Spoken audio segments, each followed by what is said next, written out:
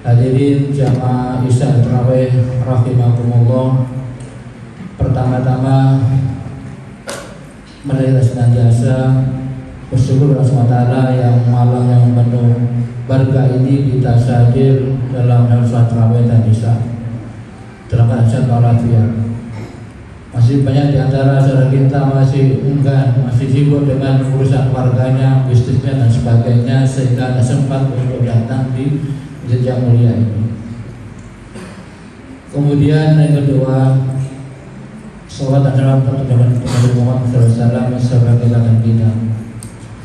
Dan yang ketiga, dalam malam ini kita menekan tentang tujuan pada puasa ini adalah untuk takwa. La'allakum tattaqun. Semua ibadah kita intinya adalah bertakwa. Dan ciri-ciri yang bertakwa adalah satu, alladzina yunfiquna fis-sarri wat dharra, yaitu orang yang senantiasa menginfakkan segala rezekinya dalam keadaan lapang atau tersempit. Ini terbukti bahwa masjid ini luar biasa. Dalam waktu 4 bulan dan garis ini, berarti jamaahnya luar biasa, para jamaahnya luar biasa, takwanya itu terbangun karena infaknya lebih besar. Makanya itu sakinah wa rahmah, anaknya itu gampang diatur, misalnya gitu. Dan bonusnya adalah kadang-kadang cantik-cantik, itu udah Allah bilang itu. Jangan teliti di dalam suatu masyarakat, orang yang lowong, yang suka infak, insya Allah keluarganya itu sakinah. Waktu tua itu tetap nggak pernah bertengkar, ya tengkar tapi nggak begitu serius. Mana orang tak pernah sempurna di dalam rumah tangga itu mungkin ada pertengkaran, itu luar biasa.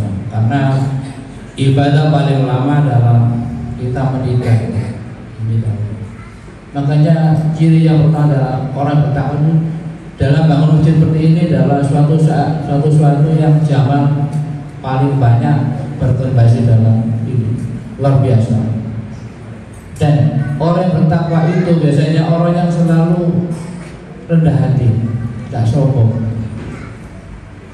karena rezeki adalah dari Allah SWT. Semakin kita berinfak, maka kita dimudahkan urusan kita, urusan keluarga, urusan rezeki dan sebagainya.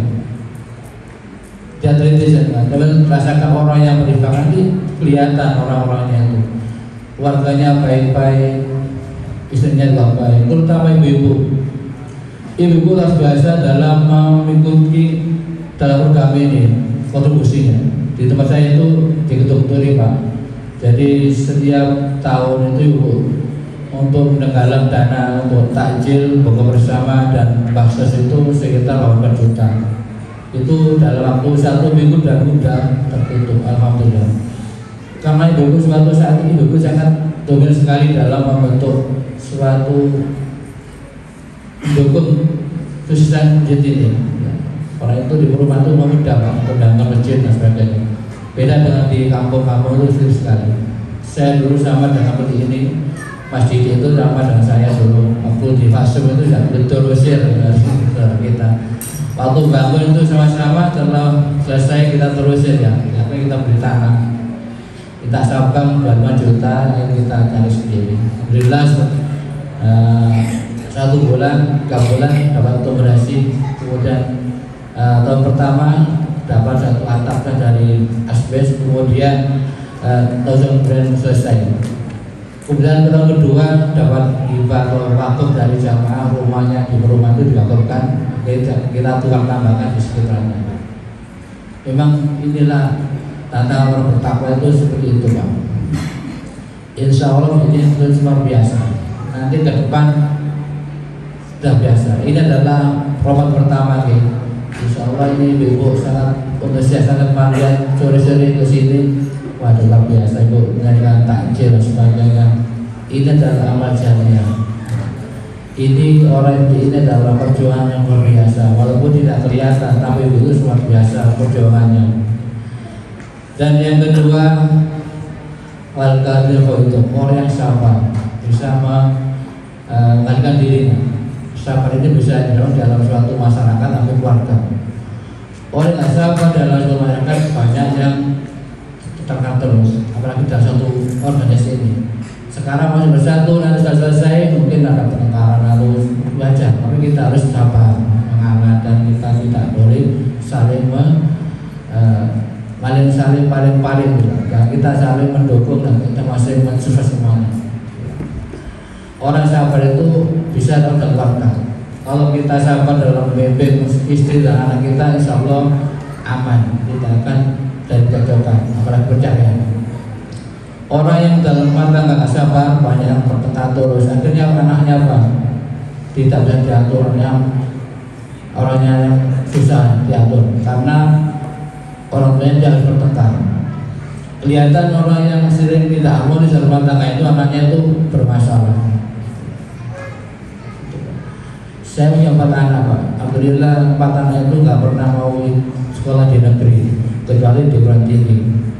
Kalau SD langsung masuk ke pesantren. Jadi yang kedua ini, ketiga ini dan keempat ini laki-laki sekarang di pesantren. Jadi saya sekarang berdua dengan istri sekarang. Jadi dulu 4 yang harusnya di Gondor, kemudian di Aliza Batu, yang baru lulus jadi Medan di UP. Ya itu tadi perjuangan kita harus seperti itu. Jadi rumah tangga itu, terutama suami harus sabar dalam dengan istrinya dan anaknya. Saya nggak pandai berbicara di dalam, tapi saya harus menerapkan dari diri sendiri, dari keluarga dulu saya terapkan. Anak-anak kita, istri kita bagaimana jadi orang yang baik. Saya tidak pernah nyuruh, saya contoh sendiri. Ternyata sholat itu harus kita contoh dulu, tak boleh nyuruh. Akhirnya nggak ikut puasa sunnah dan sebagainya, yang mulai tak pernah nyuruh, ikut sendiri. Ini saya harus sabar dalam bimbing. Sabar dalam masyarakat. Sabar itu sabar. Kalau kita difitnah dan sebagainya, kita harus sabar. Kita memaafkan. Yang terakhir yang ketiga adalah kita harus memaafkan. Wa'afin kita menolong lain. Kita difitnah dan sebagainya, terutama dalam suatu keluarga, ada anak dengan orang tua saling bermusuhan, ada kan itu. Dan kita harus sabar. Ada tetangga kiri itu juga harus sabar, banyak yang tidak baik. Orang bertakwa itu enggak musuhnya orang yang kafir, munafik, dan setan. 3 itu musuhnya. Walaupun jangan baik sekali, kalau orang tak suka, ini rezeki, jangan saya jelek. Semua itu kita harus alami, ya, semuanya kita alami. Apalagi sekarang itu di dunia ini kan sangat berat sekali, Pak, sekarang ini untuk menjadi orang baik itu sangat berat sekali. Apalagi dalam suatu pemerintahan itu sekarang menjadi orang baik itu harus berjuang ekstra keras. Makanya saya harus mulai dari keluarga dulu. Nanti insya Allah ke depan dari setiap keluarga kalau baik, insya Allah ke depan akan baik. Dan Allah suka orang yang berbuat baik, terutama kebaikan di dunia ini. Kita membanjir seindah ini sebaik ini butuh tenaga dan biaya dan pemikiran yang sangat berat. Kalau tidak ya jadi. Makanya mudah-mudahan Bapak-Bapak Ibu sekalian yang berinfak, insya Allah ke depan jelas lebih baik. Jika kesehatannya, jika yang baik, anaknya jadi orang yang sukses dunia akhirat. Insya Allah gitu. Allah itu tidak tidur dan tidak menyanyikan apa yang harus orang. Ada teman anak satu, dia itu suka hebat dan suka sodako. Anaknya itu satu tapi pinternya bukan main, soleh dan pintar.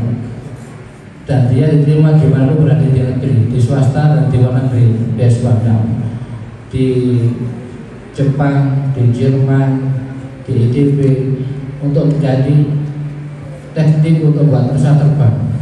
Tapi dia tidak mau, kalau yang harus tahunan dulu harus dipimpin dengan militer. Oleh satu dia kuliah di UB teknik mesin. Kan kalau saya 2 tahun misalnya nyari umroh.